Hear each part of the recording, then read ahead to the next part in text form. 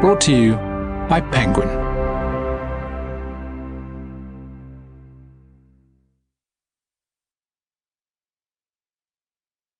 Mothers and Sons by Adam Haslett. Read by Andrew Gibson and Janet Metzger. For Dan. Likewise, the imaginative woe that loved to handle spiritual strife diffused the shock through all my life, but in the present broke the blow. Tennyson, In Memoriam. Once Jared's car has vanished down the driveway into the darkness, there is nothing to do but turn and face the rectory. The only light on is the bulb above the front door, as if my mother and sister have already gone to bed. But that can't be. It's too early. My sister must be out, like I have been, fleeing this house of the dead. It's summer, August, but I'm shivering. I have to find my mother. I must tell her what has happened with Jared. But where can she be? Inside, the house is quiet, the front hall and the living room dark. I head toward the kitchen, glancing into her study as I go. And that's where I see her, standing there in the gloom with her back to me, silhouetted by the window, looking out over the drive. She's been watching. She's seen Jared drop me off.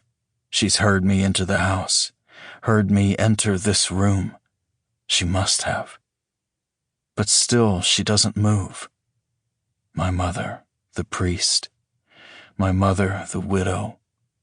Yet is she really that? Or is she relieved to have my father gone? Through the window screen, the cooler night air flows past her into the space between us. She doesn't switch on a light. She doesn't ask where I've been. She just remains there, motionless. Is it that she already knows about Jared and me? Is that why she doesn't turn to face me? As if her silence could prevent what I have to tell her from being true? As if her not hearing it could make it not so. Part 1.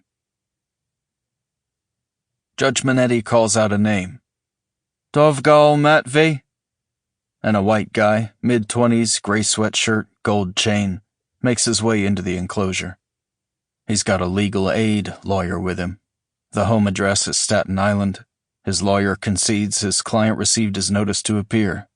He concedes he's removable. Declines to specify country for removal.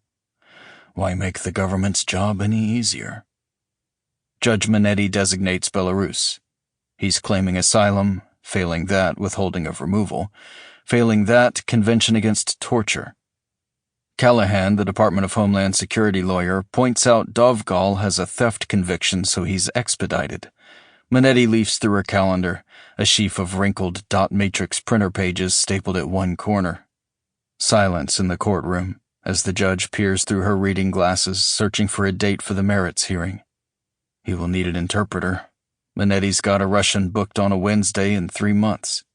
The lawyers consult their phones. June 8th, 2011. Agreed. The courtroom is windowless. They all are. There are the fluorescent lights flush to the dropped ceiling. There is the judge's miniature dais, the lawyer's tables in front of it, the low bar with the hinged gate, the dark pink carpet.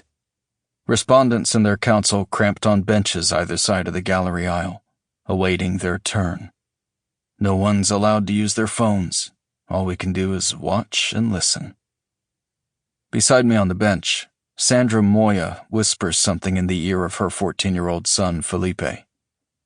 "Ask Mr. Peter," she says. Then Felipe whispers in mine. "How much longer will it be? My mom can't be late to work." He and his little sister, Mia, are citizens, but Felipe has told me that if his mother is sent back to Honduras, he wants to go with her. I know Sandra will never let that happen. She will make them both go to relatives. They don't tell us the order, I say. We just have to wait. Sample complete. Ready to continue?